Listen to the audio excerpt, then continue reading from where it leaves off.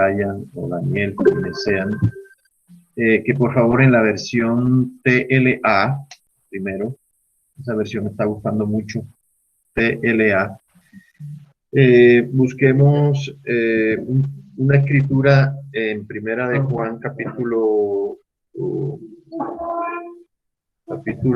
4, a partir del verso 7.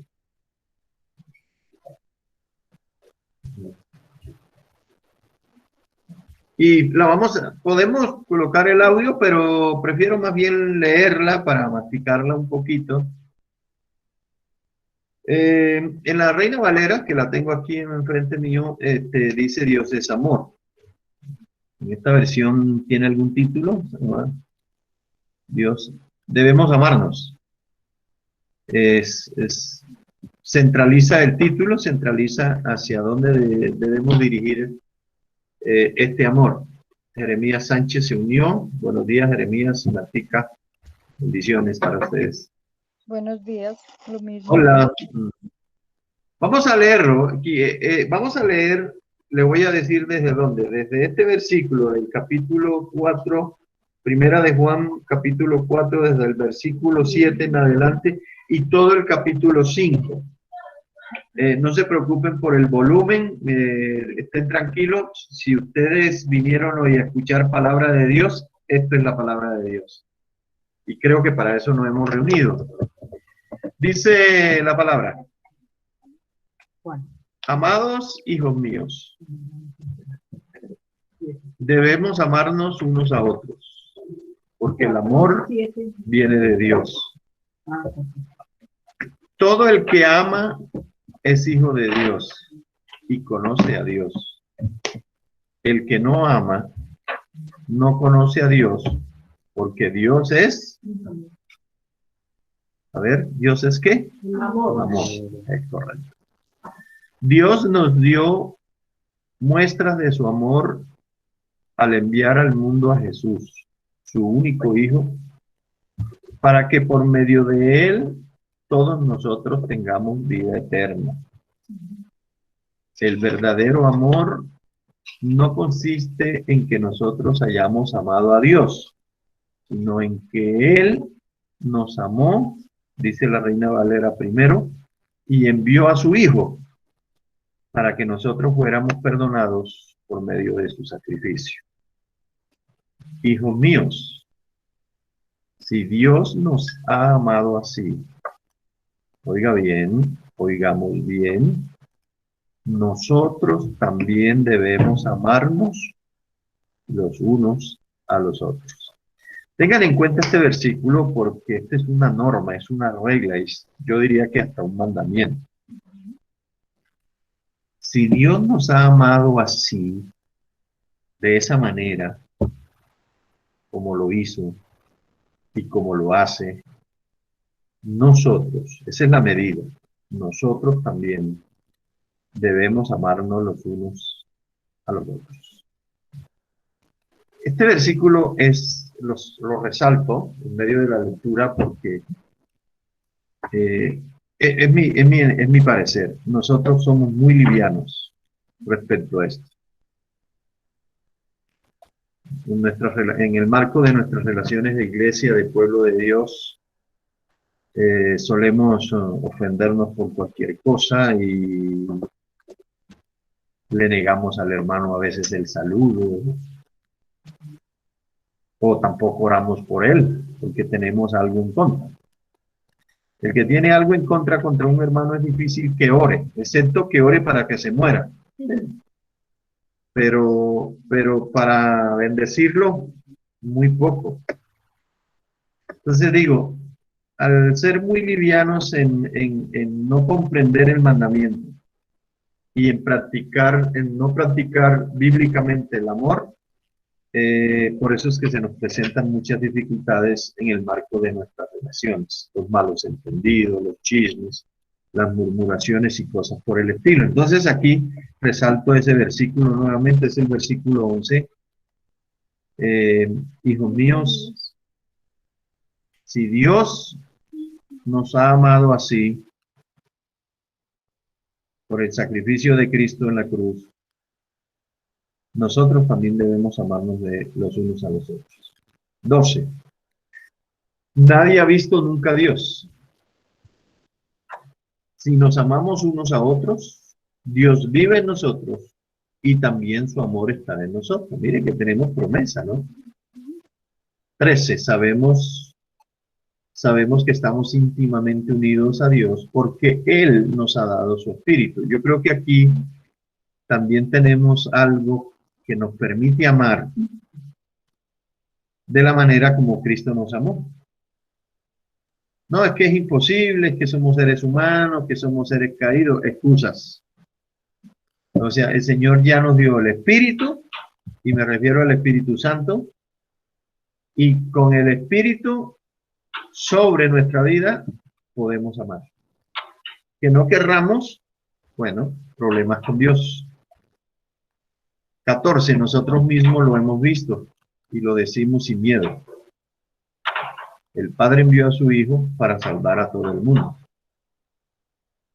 Si alguien reconoce que Jesucristo es el Hijo de Dios, queda íntimamente unido a Dios como si fuera una sola persona con Él. Esto es profundo, ¿no? Quedamos ligados con el Padre. 16. Sabemos y creemos que Dios nos ama, porque Dios es amor. Cualquiera que ama a sus hermanos está íntimamente unido a Dios. Otra forma de decirlo, seguramente lo va a decir Juan ahora. ¿Cómo podemos saber si estamos unidos a Dios?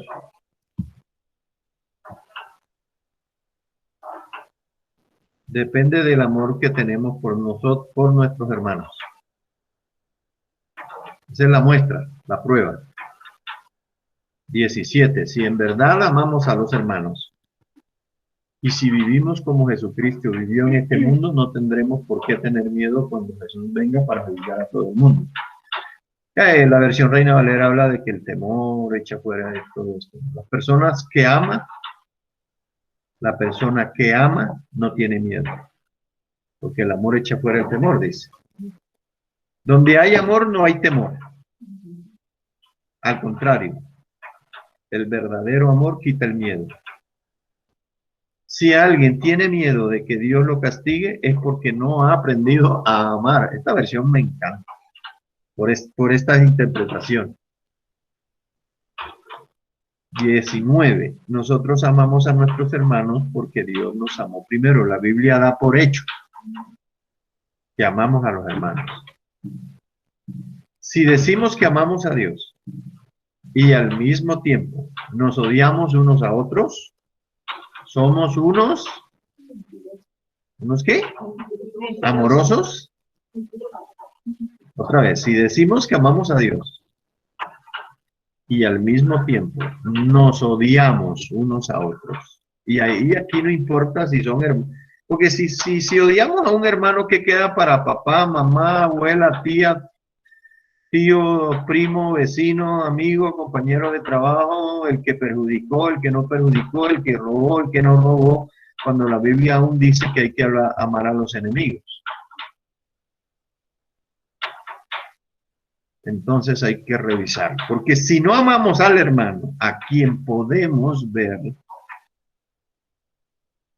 mucho menos podemos amar a Dios, a quien no podemos ver. Y Jesucristo nos dio este mandamiento. Ahí está el mandamiento, ahora sí en forma expresa. Amen a Dios y llámense unos a otros. Ahora, si usted en el resumen de los mandamientos, eso ¿qué? 20 y Deuteronomio 5, creo, ¿no? Dice que Jesús resumió la ley en estos dos: amar a Dios sobre todas las cosas y al prójimo. Prójimo es próximo, cualquiera, llámese hermano o no, hasta el enemigo, porque el vecino lo puede tener uno al lado, el enemigo, digo. Se fue la versión, porfa, se me fue la versión. Se me fue la versión. Cristian, Brian, por favor. Brian me odia, vean, me odió, ahí vean, ¿sí ven? Falta Ahí dice, el mandamiento de nuestro Señor, el 21, Jesucristo nos dio este mandamiento. Amen a Dios y ámense unos a otros. Entonces, el Padre Nuestro, por ejemplo, también tiene la misma estructura. Yo por eso digo que el Padre Nuestro y los 10 mandamientos es como una moneda de dos sellos, de dos caras, perdón. Y en un sello están los 10 mandamientos que tienen los primeros mandamientos: amar a Dios, para que aprendamos a amar a Dios, y todo lo que sigue a partir de en adelante tiene que ver con el prójimo. El Padre Nuestro de la misma manera: Padre nuestro que estás en los cielos, santificado sea tu nombre, venga a nosotros tu reino. Hasta esa petición todo tiene que ver con Dios, y en adelante todo tiene que ver con el prójimo. Sigamos, hermanos, sigamos, por favor. Verso, ¿qué sigue? El capítulo siguiente, creo, ¿no? 5. Ahí dice, la fe que vence al mundo, confianza victoriosa. No es que Juan cambie de tema, siempre está poniendo de por medio a Cristo, el sacrificio de Cristo, como la expresión máxima del amor de Dios. Lo repito, Cristo es la expresión máxima, muriendo en la cruz, del amor de Dios. Alguien dijo, ¿cómo sabemos que Dios me ama? ¿Cómo puedo saber yo que Dios me ama? Y mire todo lo que me pasa, las circunstancias, las pérdidas, etcétera. Yo creo que Dios tiene algo contra mí, dicen algunos.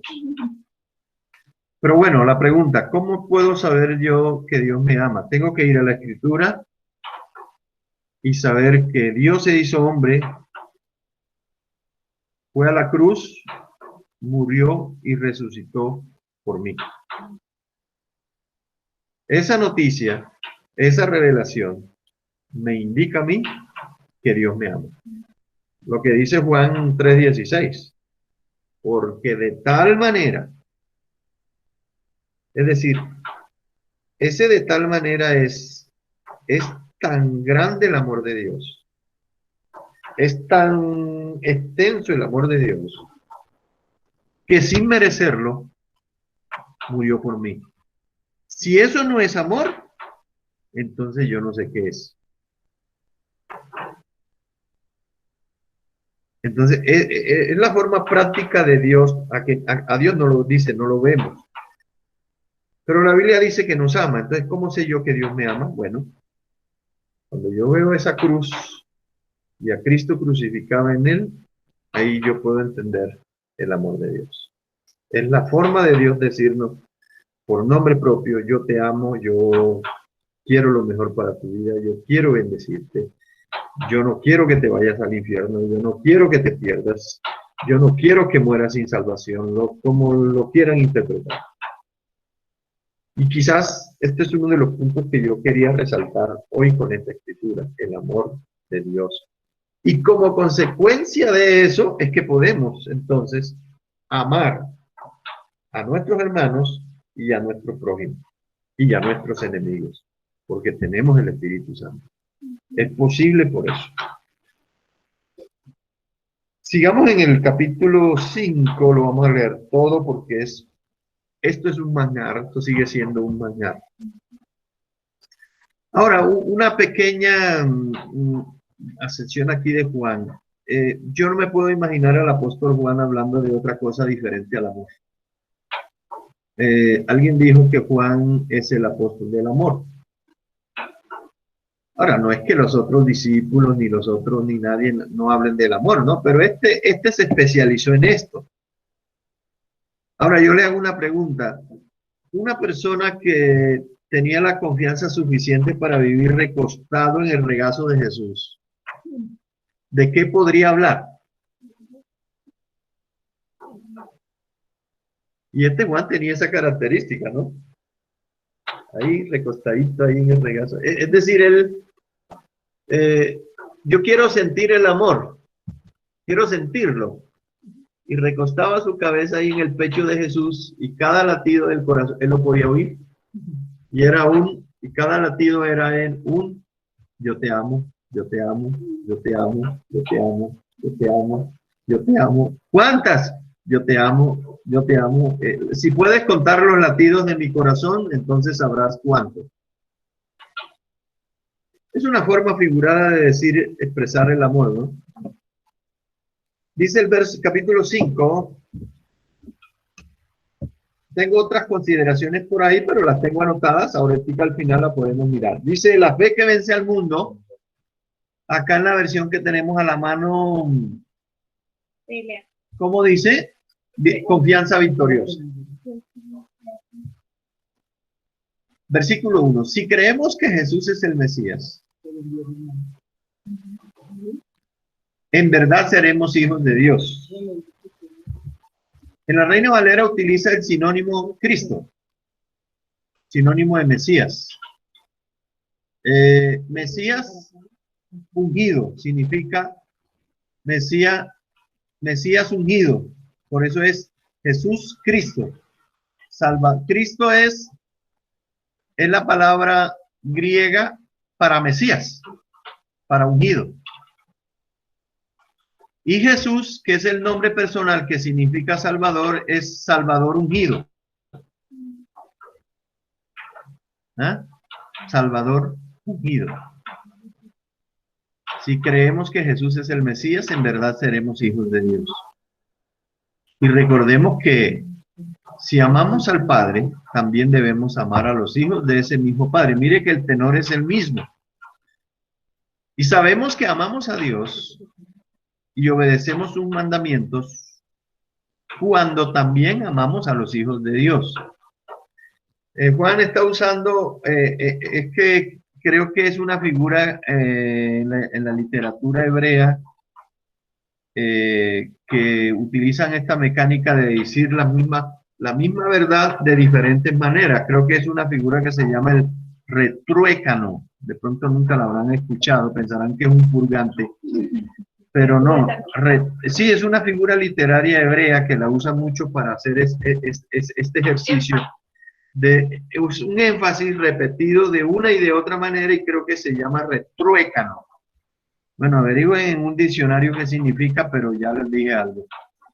Sí, y sabemos que amamos a Dios y obedecemos sus mandamientos cuando también amamos a los hijos de Dios. Nosotros demostramos que amamos a Dios cuando obedecemos sus mandamientos. Y obedecerlos no es difícil. Esto me gustó, ¿no? Porque, bueno, decimos es que tantos mandamientos y tanta cosa. Y no, dicen, no, los mandamientos no son gravosos, no es difícil, dice esta versión.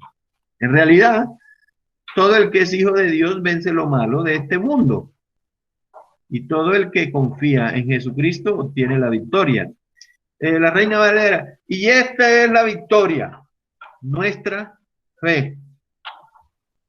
El que cree que Jesús es el Hijo de Dios, vence al mundo y a su maldad.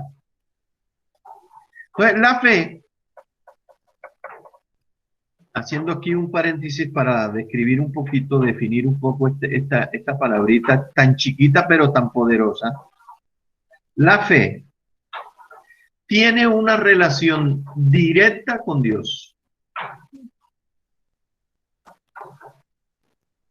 ¿Y por qué es digno de resaltar esta pequeña definición de fe? Creerle a Dios.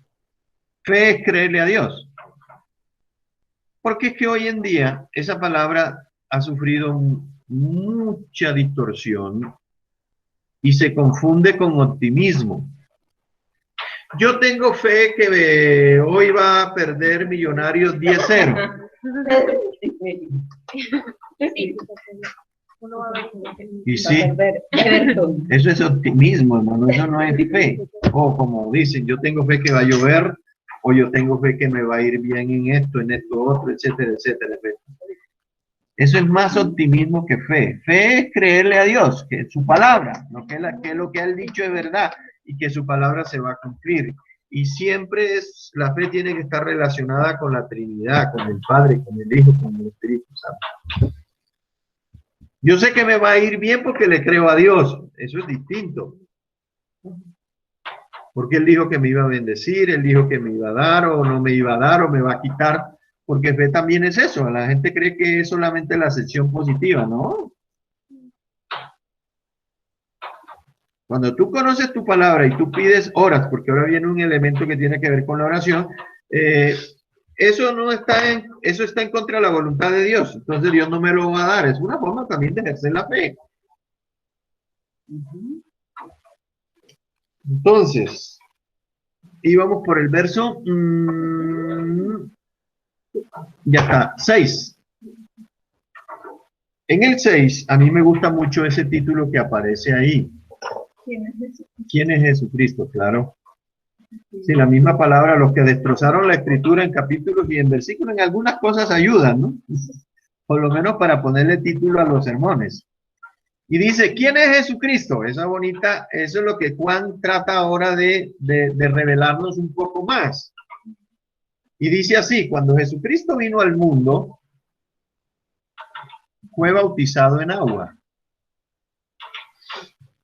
Y al morir, derramó su sangre. Porque la Reina Valera dice que Jesucristo vino mediante agua y sangre.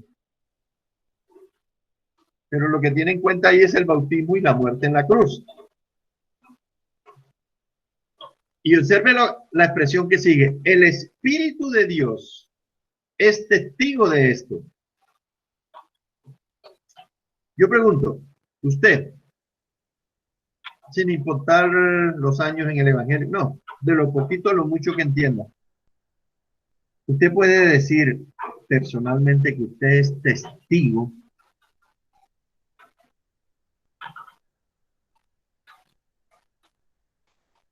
de Cristo, que murió en la cruz, que derramó su sangre. Claro, pero porque tengo el Espíritu. Y el Espíritu de Dios es testigo también de que Cristo murió en la cruz, de que es el Hijo de Dios, el Verbo encarnado. Ahora vamos a mirar un poquito más esto. Y que el Espíritu Santo dice la verdad, porque es la verdad, ¿se acuerdan? Jesús dijo del Espíritu que era el Espíritu de verdad. O sea que no hay ninguna posibilidad de ser engañados ni de mentir. Y son tres los que nos enseñan que esto es verdad. El Espíritu de Dios, una persona, el agua del bautismo, un acto, y la sangre que Jesús derramó al morir en la cruz, que es otro acto. Y los tres dicen lo mismo, o sea, en una versión dice, concuerdan. La Reina Valera, son uno. Hay una unidad de acuerdos en la encarnación de Cristo y en la muerte y la resurrección de Cristo. Pero la verdad fundamental es que Cristo es el Hijo de Dios. Indistintamente de lo que hizo, Cristo es el Hijo de Dios. El unigénito de toda la creación, dice Pablo. Después viene lo que hizo por nuestro problema, por nuestro desliz, por nuestro pecado, morir en la cruz.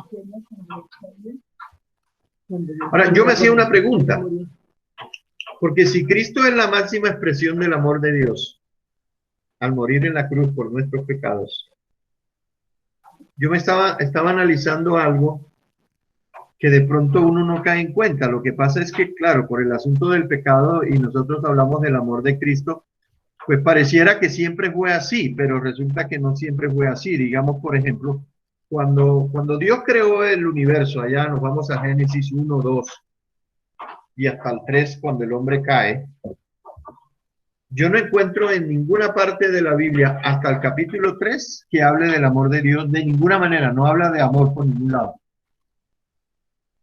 En el capítulo 1, 2 y 3. Bueno, en el 1 y 2. Y cuando el hombre está en estado de inocencia y en comunión con Dios, esa palabra no aparece como tal. Pero cuando observamos todo el acto de la creación, todo el acto de la creación y cada expresión en cada acto donde dice, y vio Dios que todo era bueno en gran manera. Cuando crea a nuestros padres, Adán y Eva, y los coloca en ese huerto maravilloso, en el Edén, como nosotros. Pregunto, ¿era necesario hablar de definir el amor? Cuando lo estaban viviendo ahí de primera mano, de la fuente ahí, podían beber de la fuente de una manera directa. Ahora, Pablo, cuando tú lees Romanos capítulo 1, tú lees que Pablo utiliza dos figuras en sus escritos. Una, que toda la creación es como una epístola abierta, que hablan de las maravillas de Dios. Pero detrás de las maravillas de Dios, ¿qué hay? El amor de Dios. Está detrás el amor de Dios. Porque Dios no hace nada que no sea por amor. Porque la misma Biblia lo define. Dios es amor. Es su naturaleza, es su esencia. Para Dios lo normal es amar. A nosotros nos cuesta por el pecado. Pero allá en ese estado de inocencia, de perfección, el amor, nosotros que éramos objetos del amor de Dios, que fuimos creados con un propósito para amarlo, este pueblo he creado para mí, mis alabanzas publicará, dice Isaías. O sea, el amor fluía de una manera natural. No había que hablar del amor. Ahora sí hay que hablar del amor. Y no está nada mal hacerlo. Por eso Juan insiste, y yo también hoy quiero insistir, porque este asunto del amor es un asunto crítico en el seno de la iglesia también. Aún en medio de los regenerados, en medio de los nacidos de nuevo, todavía el amor nos cuesta, porque estamos aprendiendo, estamos haciendo el curso. Acá está volviendo a llover. Entonces es importante el énfasis que hace Juan sobre el amor y siempre relacionándolo con la persona de Cristo. Dice el verso 9, nosotros valoramos lo que dice la gente. Bueno, digamos, yo soy la gente, yo les estoy hablando del amor de Dios. Entonces usted dice, oye, me parece importante lo que usted está diciendo. Porque hablamos de acerca del Hijo. Confiar en el Hijo de Dios es creer en lo que Dios ha dicho. Acuérdense que eso es fe. Pero el que no cree en Dios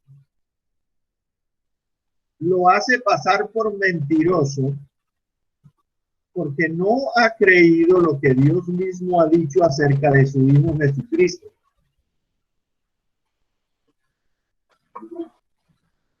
Me acordé ahora de una expresión que apareció en el monte de la transfiguración, ¿no? Lo que oyeron los discípulos y los marcó para toda la vida fue esta frase, que ocurrió dos veces, en el monte de la transfiguración y en el bautismo de Jesús. El testimonio del Espíritu es este. Este es mi Hijo amado, en quien tengo complacencia. Yo digo, eso es lo que Juan quiere decirnos hoy. Ese es el testimonio del Espíritu. En el monte de la transfiguración es el testimonio del Padre.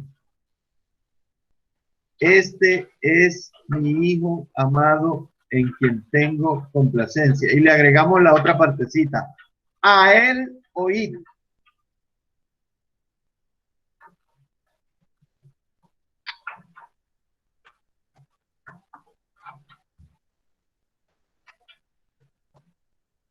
Verso 11.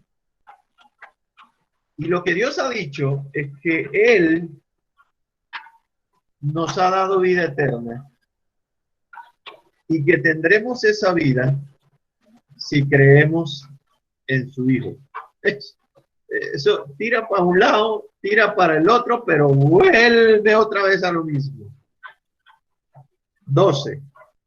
Si vivimos unidos al Hijo de Dios, tenemos vida eterna.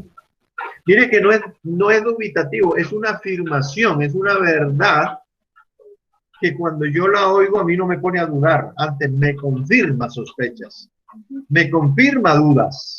¿Será que tengo vida eterna?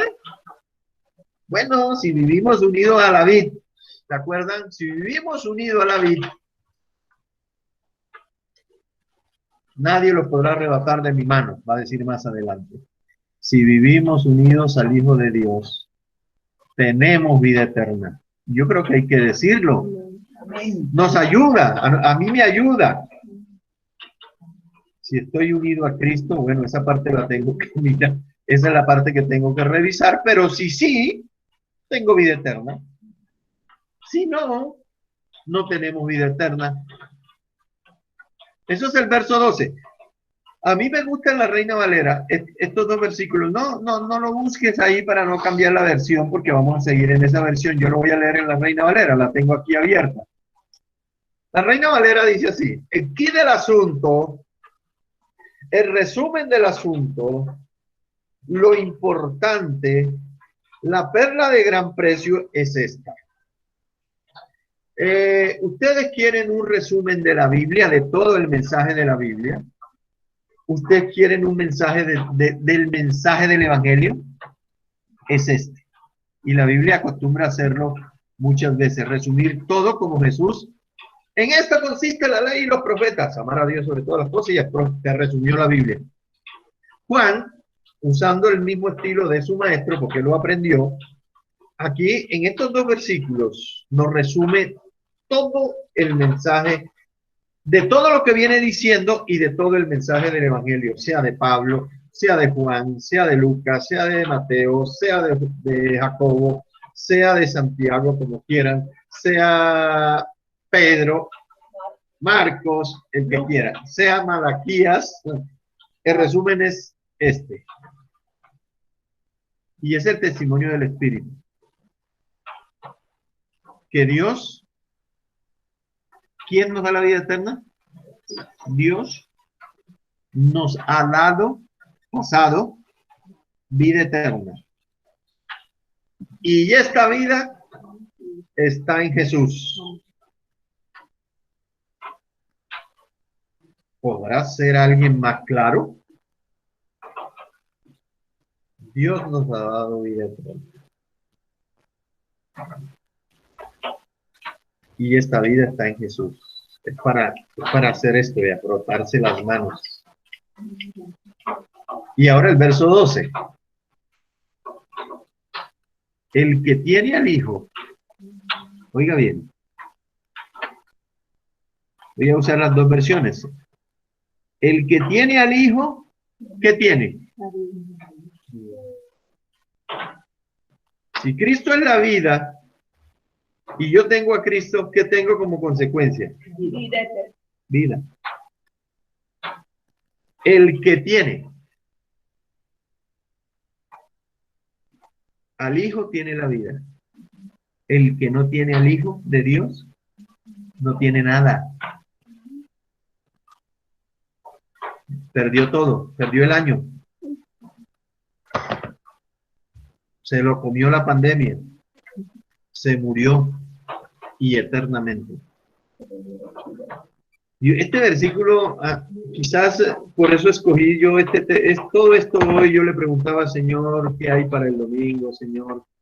Tengo textos, tengo escritos, tengo charlas, tengo libros, tengo audios, tengo videos, tengo sermones. Y yo le insistí al Señor, Señor, dame la palabra del domingo. Y cuando abrí esta escritura, aquí es con este corazón de la escritura, yo dije, aquí está. El que tiene al Hijo, tiene la vida. El que no tiene al Hijo de Dios, no tiene la vida.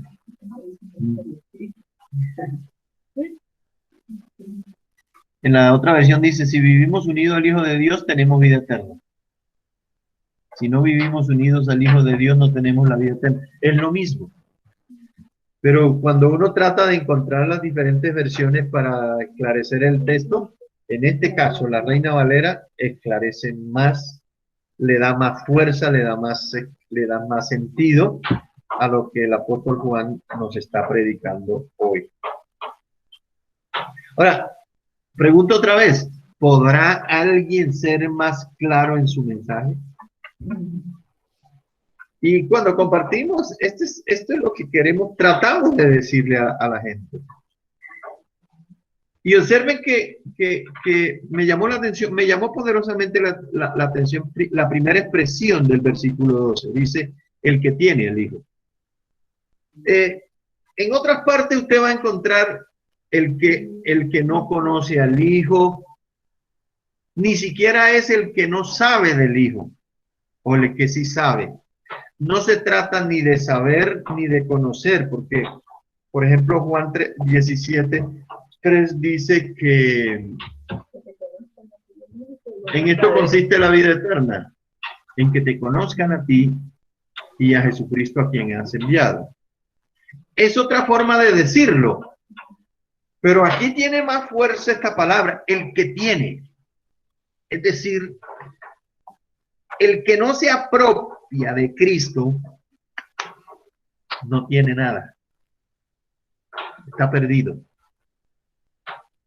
Por eso la Reina Valera me gusta en este caso. El que tiene. ¿Qué tienes? A ver, muéstreme a ver qué tiene. No, yo tengo esto, tengo lo otro. Bueno, ¿qué tiene usted? Ah, yo tengo a Cristo. Ah, y como solemos decir muchas veces, el que tiene a Cristo lo tiene todo. Potencialmente o ya ejecutado, por la fe se ha apropiado. Aquí habla después de la oración. Entonces, el que tiene al Hijo de Dios en su corazón, ¿qué posibilidades tiene de irse al infierno? Ninguna. Porque Cristo es el Salvador. Amén. Amén, amén. Y Cristo es la mayor bendición. Ahora, si de posesión se trata, yo te pregunto, ¿tú qué tienes? Y tú me dices, yo tengo a Cristo, yo digo, tiene todo. Ese sí es rico, realmente rico. Porque Cristo no es solamente la mayor fuente de riqueza, sino la mayor riqueza. No sé si me hago entender. Amén. La Amén, perla amén. de gran precio, es el tesoro escondido. Y a veces nosotros nos quedamos con Cristo, pero como la fuente de bendición. Esos son los mercaderes de la fe, esos son los que usan, que tienen a Cristo como fetiche de la buena suerte para que solamente los bendiga, para que les dé todo lo que quieren y mejor dicho, el paraíso en la tierra. Pero esta expresión le da otro sentido, en donde te dice, la mayor posesión que tú puedes tener es Cristo en tu corazón. Así no tengas nada de lo demás. Parece una contradicción.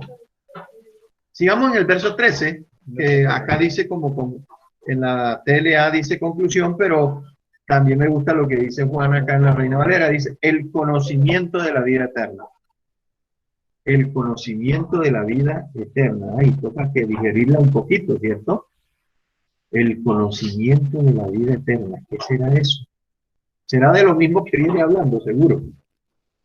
Dice el apóstol Juan, les escribo esto a ustedes que confían en el Hijo de Dios, en el mismo tenor de la Reina Valera, para que sepan que tienen vida eterna.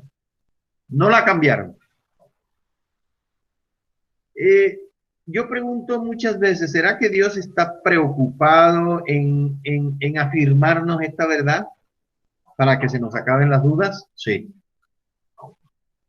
¿Es esa la intención del Espíritu cuando leemos la palabra de reafirmar nuestros corazones en la verdad?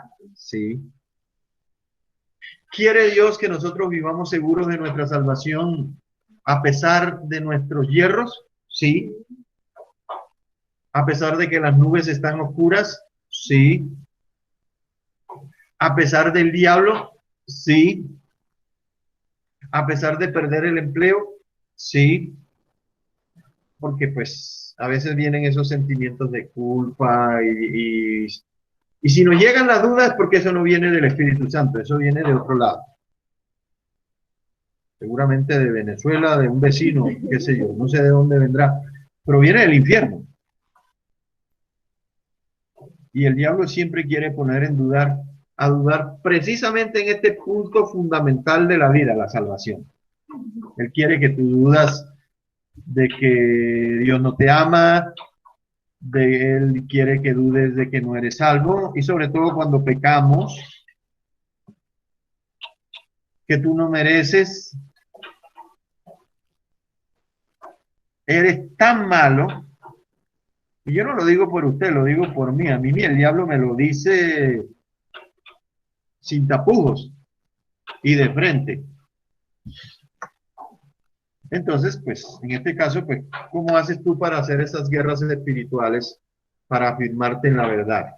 Bueno, yo uso la verdad, la palabra de Dios, la espada del Espíritu, para decirle al enemigo, sí, pequé, le pido perdón a Dios y soy salvo. Y sigo siendo salvo. Ante la duda, la verdad. Y Juan nos lo dice así, estas cosas les escribo a ustedes para que sepan, para que estén seguros que tienen vida eterna. ¿Para qué nos escribe Dios? Para traernos seguridad. Y para que crean, para que sepan y crean en el nombre del Hijo de Dios. ¿Cuántas veces nos los ha dicho Juan hoy? Y esta es la confianza que tenemos en Él. En la Reina Valera, después leo ya. Que si pedimos alguna cosa conforme a su voluntad, Él nos oye.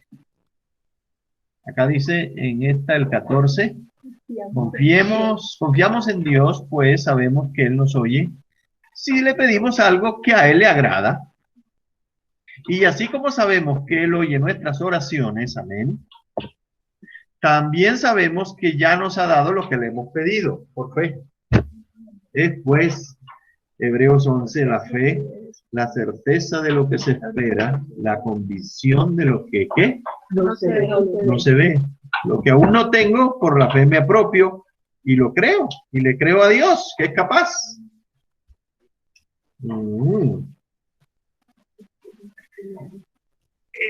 Este pedacito que está aquí en el verso 16, hasta el 19, que diera la sensación como que Juan cambió el tema, pero no. Es un paquete integral, un pan integral, pan de vida. Pero tiene un tema que lo voy a nombrar por lo controversial, porque este es uno de los temas controversiales también dentro de la iglesia, como lo es el del divorcio y todas estas cosas y algunos textos que a veces no los entiende uno muy bien. Bueno, este es uno de esos textos complicados. Dice, si alguno viere a su hermano cometer pecado que no sea de muerte, pedirá y Dios le dará vida. Esto es para los que cometen pecado que no sea de muerte. Hay pecado de muerte por el cual yo no digo que se pida, o sea, no ore. Porque ese pecado de muerte ya hay sentencia de muerte, precisamente. Dice, toda injusticia es pecado, pero hay pecado no de muerte. La insistencia del apóstol, ahora vamos a mirar algo. No quiero caer en una trampa que Satanás tiende por ahí en ese sentido. Si sabemos que todo aquel que ha nacido de Dios no practica el pecado. En otra parte dice el apóstol que practica el pecado es del diablo. Pero acá dice, el que es nacido de Dios no practica el pecado.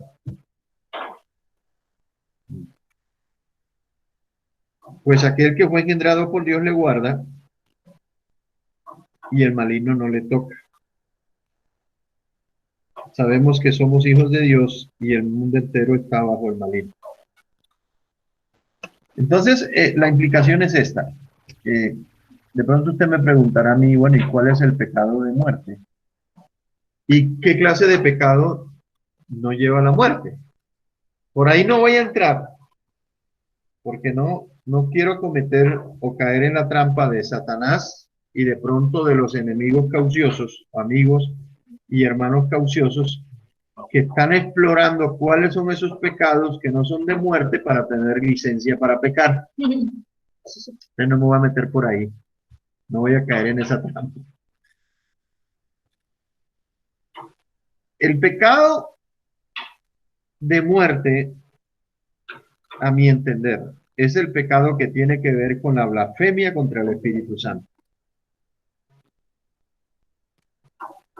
que Jesús lo nombró. Ahora lo vamos a ver el texto. Y el pecado de muerte tiene que ver con blasfemar o usar el nombre de Dios en vano. Que para ese caso, pues hay que ir a la ley de Moisés para que podamos encontrar referencias a esto. Es decir, por lo menos esos dos, el de la blasfemia, que es casi lo mismo, la blasfemia contra el Espíritu y blasfemar el nombre de Dios o usar el nombre de Dios en vano. Por eso Jesús dijo, no juren, ni siquiera juren ahora por el nombre de Dios. Escrituralmente, digamos, por ejemplo, en Mateo, por aquí lo tengo, en Mateo 12, del 22 al 32. En esa misma versión podría ser, Cristian, Mateo 12, del 22 al 32. Ya vamos a ir terminando, porque me gustaría preguntas y aportes. Mateo 12, del 22 al 32. Había pasado algo, Jesús había sanado a alguien, un hombre ciego y mudo porque tenía un demonio. Ese sí estaba endemoniado. Pero Jesús lo sanó y el hombre pudo ver y hablar. La gente estaba asombrada, el populacho estaba asombrada de lo que Jesús hacía y se preguntaban si acaso Jesús no era el Mesías. Ese que prometido en las Escrituras, verso 23. Un poquitico más arriba, Cristian, pasarlo un poquito al otro versículo. 23, la gente estaba asombrada de lo que Jesús hacía y se preguntaba, ¿será Jesús el Mesías que Dios prometió para salvarnos? Pero ahí apareció Satanás siempre, hablando por medio de los fariseos. Cuando escucharon a la gente, pensaron, Jesús libera a los demonios Jesús libera de los demonios a la gente por Belcebú, o sea, por el diablo, por el jefe de los demonios, y le da poder para hacerlo. Entonces, atribuirle al diablo lo que Jesús hizo, o el Espíritu hace, o el Padre hace, ese tipo de blasfemia es de muerte. Es de muerte.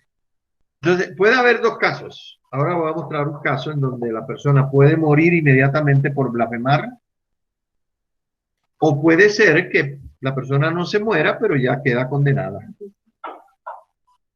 Porque esto no dice, ahí no dice, o por lo menos no lo puedo ni siquiera intuir, que los fariseos cuando dijeron eso, ahí quedaron tiesos y muertos de una como Ananías y Zafira. No dice nada de eso. Pero ya sabemos su espíritu, su blasfemia, en qué consistía su condenación, en negar a Cristo, en negar que lo que él hacía era si yo por el dedo de Dios echo fuera a los demonios, entonces el reino de Dios ha llegado, pero para ellos no. Entonces nunca les llegó. Y Jesús se dio cuenta, mira, ahí en el verso 25 dice que Jesús se dio cuenta de que ellos pensaban, Jesús hasta les leía los pensamientos y les dijo, Si los habitantes de un país se pelean entre ellos, el país quedará destruido. Si los habitantes de una ciudad se pelean unos contra otros, como en la iglesia pasa a veces también, la ciudad quedará en ruinas, la iglesia se acaba. Y si los miembros de una familia se pelean entre ellos mismos, se destruirá la familia. Ahora, si Satanás lucha contra sí mismo, ¿qué está haciendo? Destruirá su propio reino. Según ustedes, yo expulso a los demonios porque Satanás me da ese poder. Si eso es cierto, entonces, ¿quién les da el poder a los discípulos de ustedes para que echen fuera a los demonios? No, eso sí es una bofetada. Si ustedes me responden que Dios les da ese poder, quedará demostrado que ustedes están equivocados. Ahora, si yo echo fuera a los demonios con el poder del Espíritu de Dios, con eso les demuestro que el reino de Dios ya está aquí. Si alguien quiere robar lo que otro hombre fuerte tiene en su casa, primero tiene que atar a ese hombre y después podrá robarlo todo. El que no está de mi parte es contra mí. El que no me ayuda a traer a otros para que me sigan es como si los estuviera ahuyentando. Ahora viene ese asunto de la blasfemia, el pecado de muerte. Les aseguro que Dios les perdonará cualquier pecado y todo lo malo que digan. Aun si dicen algo contra mí, yo soy el Hijo del Hombre. Dios los perdonará.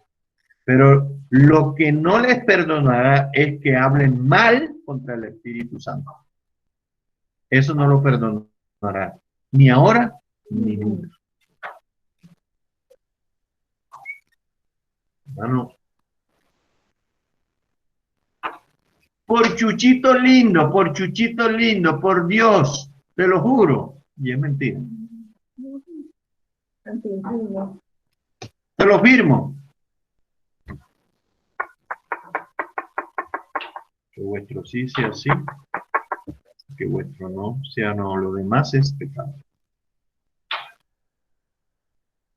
Entonces, ahí tienen de pronto, es como para irme más por el lado de pecado que por el que no se debe orar.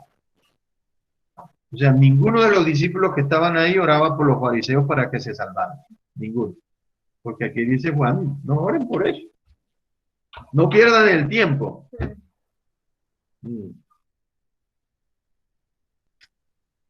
Ahora, el otro caso lo encontré en Levítico 24, del 10 al 16. Levítico. La ley.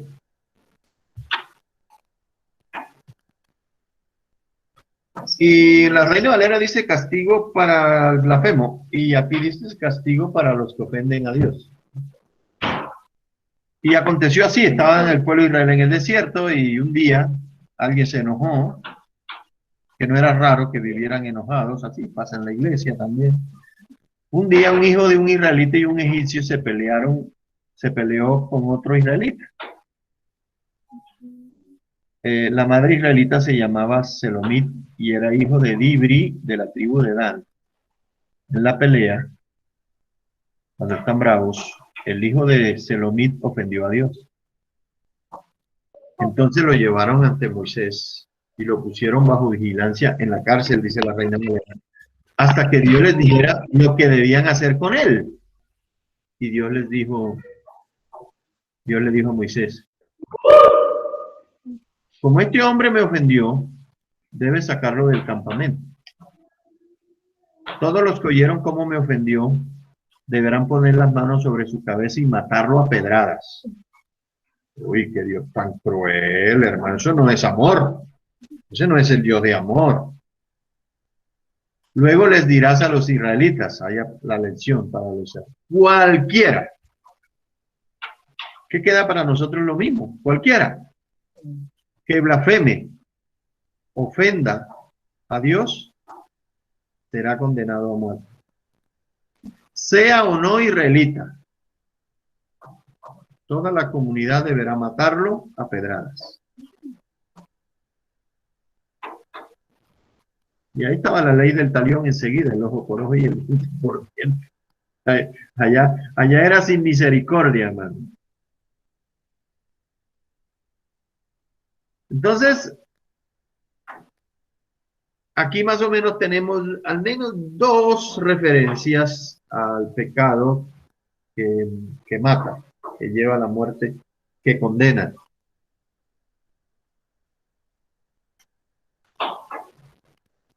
Ahora, los israelitas, en lo sucesivo, en la historia del pueblo hebreo, por temor a no blasfemar el nombre de Dios, entonces no lo nombraban. Al punto de que todavía es la hora del día de hoy que no se sabe cómo se pronuncia el nombre de Jehová, porque perdió la esencia. Ahora, ellos lo hacían con un celo raro, porque Dios en la Biblia nunca prohibió, nunca, yo no lo he encontrado, por lo menos yo no lo he encontrado. No encuentro en ningún lugar en la Biblia en donde Dios le haya dicho al pueblo de Israel que no pronunciaran su nombre. Nunca. Era mejor haberlo dejado así y eso traía más temor para no blasfemar contra él. Pero ellos para no correr el riesgo de pronto de estar blasfemando, entonces no lo pronunciaban. Entonces usaban a sinónimos como el Eterno, ¿sí? Todavía lo usan, el Eterno. Ahora, si tú dices algo contra el nombre o contra el Eterno, ¿cuál es la diferencia? O yo, no encuentro la diferencia. Pero Dios no prohibió nunca, eso es bueno saberlo. Dios nunca prohibió usar el nombre de Dios en vano, sí. O sea, lo pueden usar, pero no en vano. Hace más bien usar el nombre de Dios, pero nunca usarlo en vano. Sí. No usarás el nombre de Jehová tu Dios en vano, para jurar en vano. Y repito otra vez que tú sí sea sí, tú no sea no. Con eso se acaba la controversia. Y lo que pasa es que Dios quiere que seamos creíbles también. Entonces eso pasó con los judíos.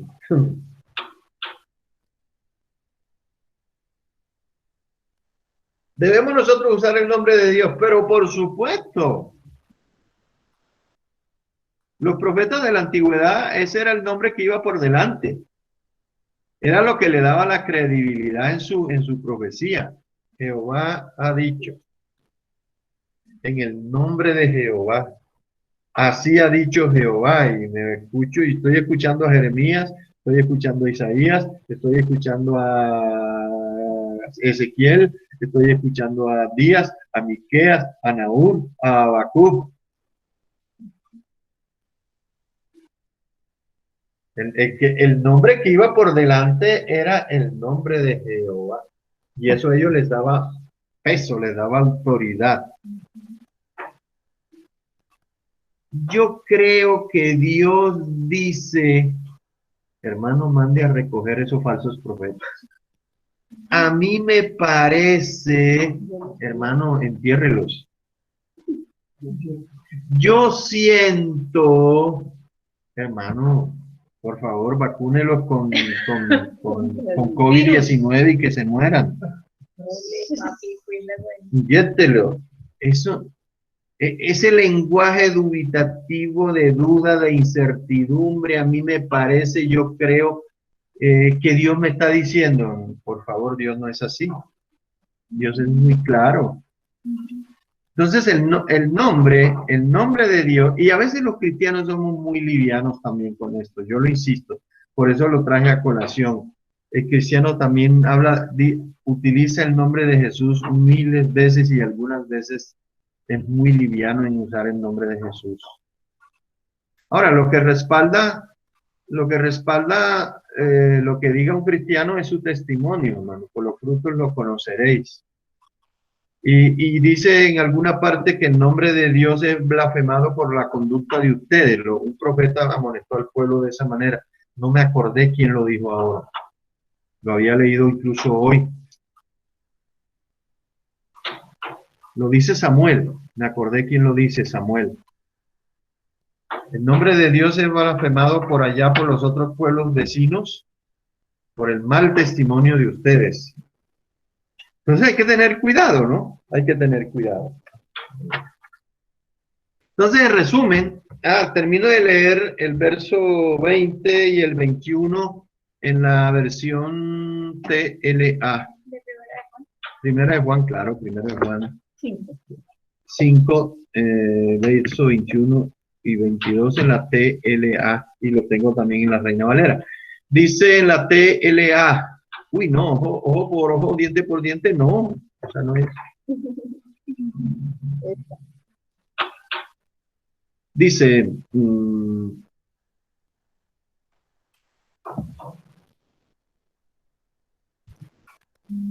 ahí está, 20. Y también sabemos que el Hijo de Dios ha venido y que nos ha dado la capacidad de conocer al Dios verdadero. Nosotros vivimos unidos a su Hijo Jesucristo. Él es el verdadero Dios o el Dios verdadero que da vida eterna. 21. Cuidado, hijitos míos, no obedezcan a los dioses falsos, porque siempre te va a ser el riesgo, ¿no? La prevención es esa. Siempre, y el entorno en que Juan estaba escribiendo la carta a la iglesia de ese momento, ese era el problema.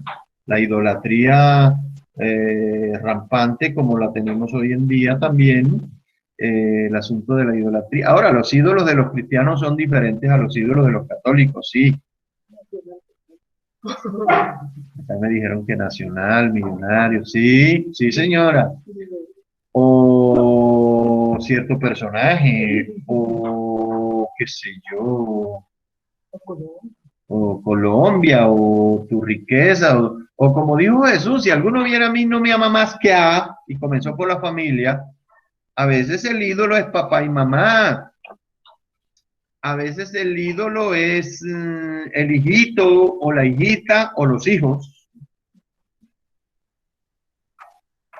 a veces el carro, la bicicleta, la moto, el dinero, la mujer, el trabajo, la comida, el billullo, plata, el dios Mamón, claro, por eso lo nombra el dios Mamón. ¿Ah?